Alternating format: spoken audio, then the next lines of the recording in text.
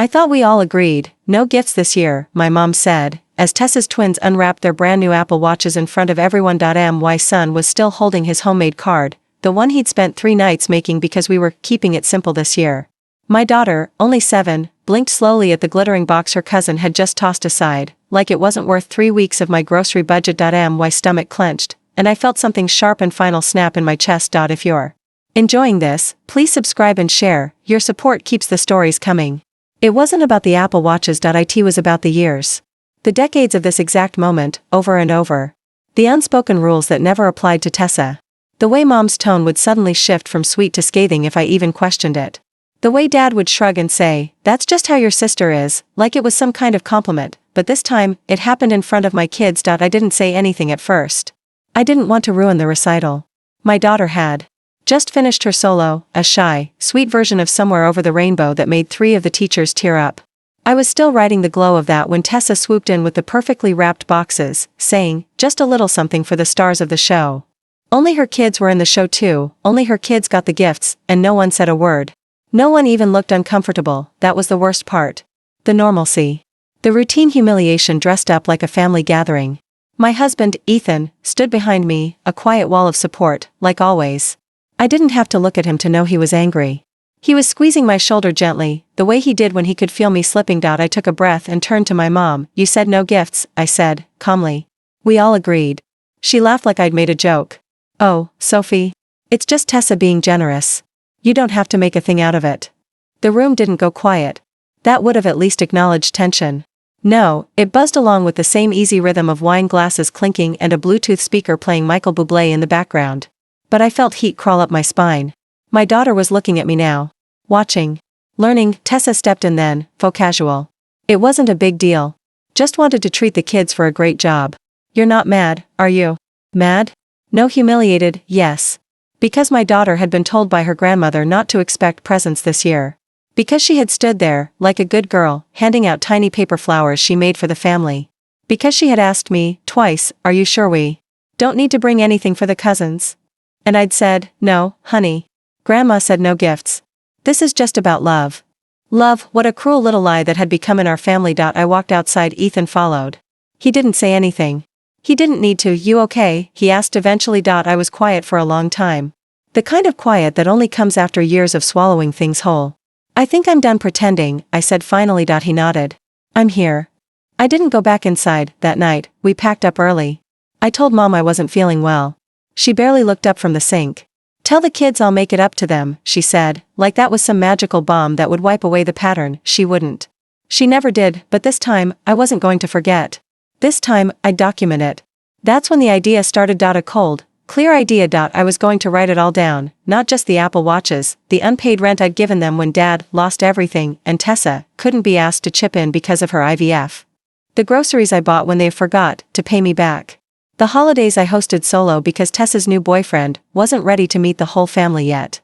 The time I didn't go to grad school because they needed childcare.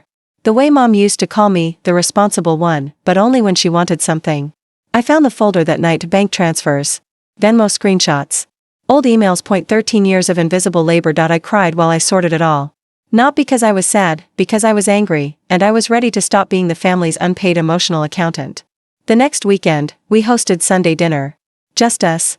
I made my kids' favorites, lasagna and garlic bread, brownies with walnuts, lemonade with too much sugar. Mom texted to ask what time she should come. I told her we were keeping it small. She called, confused. "Wait, you mean you're having dinner without us?" I said yes, and then I hung up. That was the first time in 39 years I'd ever hung up on my mother. The silence afterward was heavier than I expected. No callback. No storming over. Just quiet. Tessa posted a photo that night on Instagram, her and the twins at some over-decorated cupcake place, smiling like nothing had happened. Caption, "We choose joy. Family is who shows up." I screenshotted it, not because I was hurt. Because it was proof. Another entry for the archive, but the real shift happened 2 weeks later, at Dad's birthday dinner. We weren't invited, and that was the second time in a month something inside me didn't break, but solidified. I wasn't invited to my father's birthday. Because I said no. So I printed out the folder, put everything in a manila envelope, and mailed it to their house. No return address. No note. Just the raw math of years of being the fallback daughter. That was Friday. A Monday morning, my phone rang. Mom. I stared at the screen, heart thudding like it used to when I was 15 and in trouble for something I didn't do. I let it ring once. Twice, then I picked up, hello? There was a pause, then, in a voice I barely recognized, we need to talk. I almost said finally, but instead, I said, okay. Let's talk. And what she said next would change everything. We met at a neutral spot, a coffee shop halfway between my place and theirs. Not the usual one we went to on birthdays or Mother's Day, just some anonymous little chain cafe with bad muffins and forgettable music. The kind of place where no one knows your name, which was probably the point. Mom and Dad were already there when I arrived, sitting stiffly in a corner booth like two people called in for questioning. Dad looked older than I remembered. Mom looked angry, but trying not to. They didn't stand up. Hi, I said. Mom opened her mouth first. What was that supposed to be? I sat down slowly. That, I said, pulling out a second envelope, the copy I kept, was 13 years of me saying yes when I should have said no. Dad cleared his throat.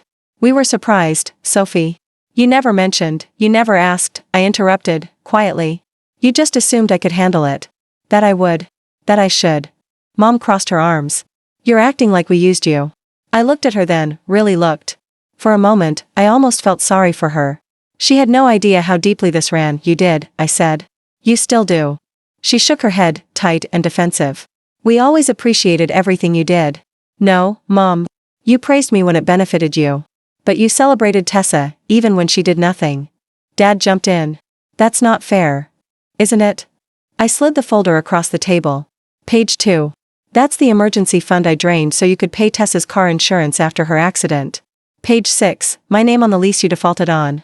Page 11. The childcare schedule I followed while I postponed grad school so Tessa could go to Italy for her art residency. You remember that? Silence. Don't act shocked. You were fine. Letting me be the dependable one, the strong one, the easy daughter. But it was never love. It was convenience. Mom's voice cracked. That's not true. We love you. Of course we do. I didn't yell. I didn't cry. I just let the stillness answer. If love doesn't come with respect, it's just a word. I'm not here for apologies, I said. I'm here to set boundaries. Real ones. That I intend to keep. Mom straightened, something cold flashing in her eyes. So this is what? A list of demands? This is the cost of my peace, I said. And then I told them, no more money. No more last-minute babysitting. No more unannounced visits. No more calling me after you've already promised something to Tessa's kids, expecting me to make it work. No more guilt-tripping when I say no. And if they wanted to see my kids, they had to ask me, not go around me through Ethan or the school.at first. Mom laughed, a high, brittle sound that didn't reach her eyes. Oh, this is rich. You think you're better than us now? I looked her straight in the eye. No. I think I'm free. Dad looked like he wanted to say something, but he didn't. I stood up. If you want to be part of our lives, start acting like family. Not royalty. And then I left. I was shaking when I got to the car.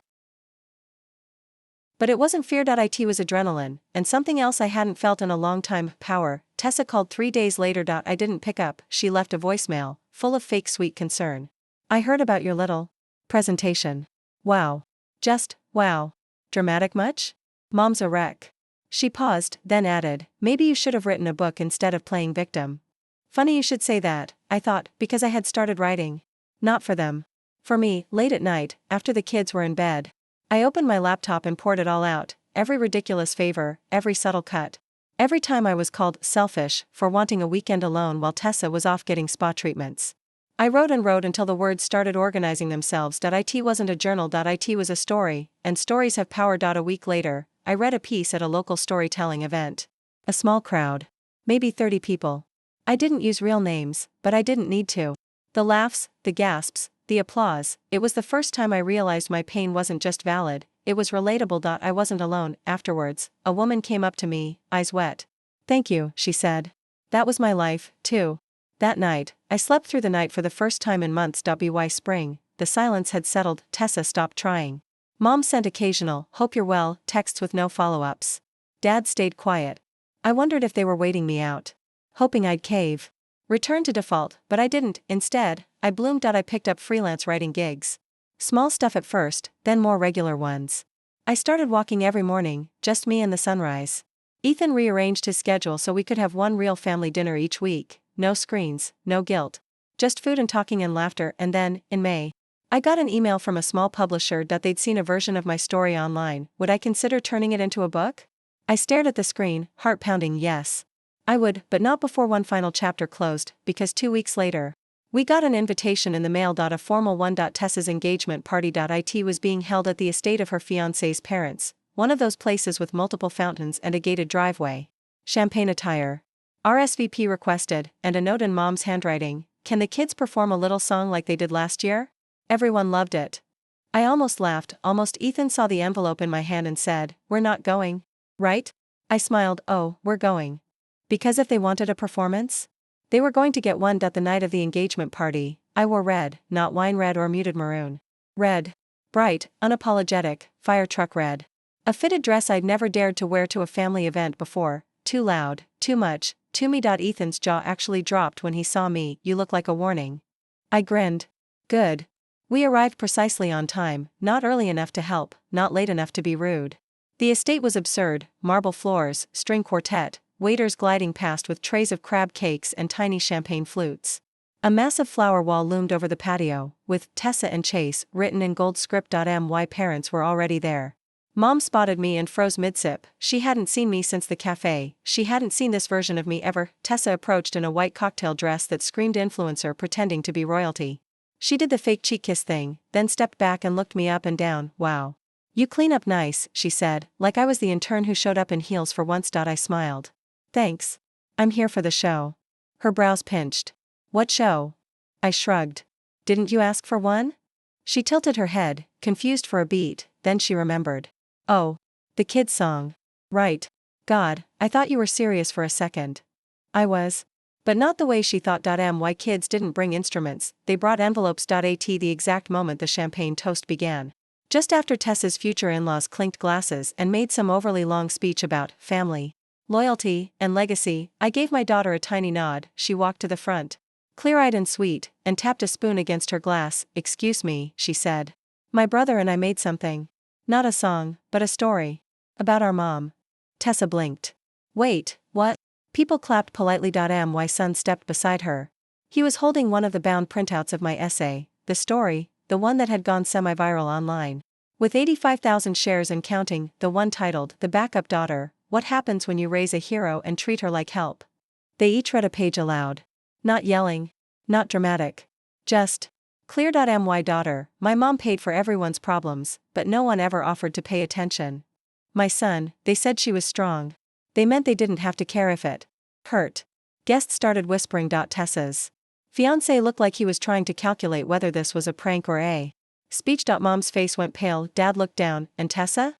She lost it. Are you kidding me right now?" She barked. "This is my engagement party." People actually flinched. Someone started filming. I stepped forward then, gently took the pages from my kids, and turned to the crowd. "I'm Sophie," I said. "Tessa's sister. Some of you might know me. Most of you probably don't. I've been in the background most of my life, and that was fine, until it wasn't." A hush fell over the party. "This isn't about revenge," I said. "It's about respect. It's about being erased so completely you start to believe you don't deserve space. But I do. And so do my kids." Tessa's fiancé looked like he wanted to dissolve. "I wasn't going to come," I added. But then I realized, why shouldn't I? I've earned my place. Maybe not in this family. But in my own life? I'm the main character now. I turned, took my kids' hands, and walked out. People clapped, not everyone, but enough. The story spread. Someone posted the video. It hit a parenting blog, then Reddit, then a podcast picked it up. A few headlines followed. Woman reclaims power after years of family erasure. Backup daughter essay sparks viral movement. And then came the emails. The book offer. The panel invites. The radio interview. I said yes to the things that mattered, and no to the rest. Ethan cried the day the first royalty check came. Not because of the money. Because he said, "They never saw your worth. But now the whole world does."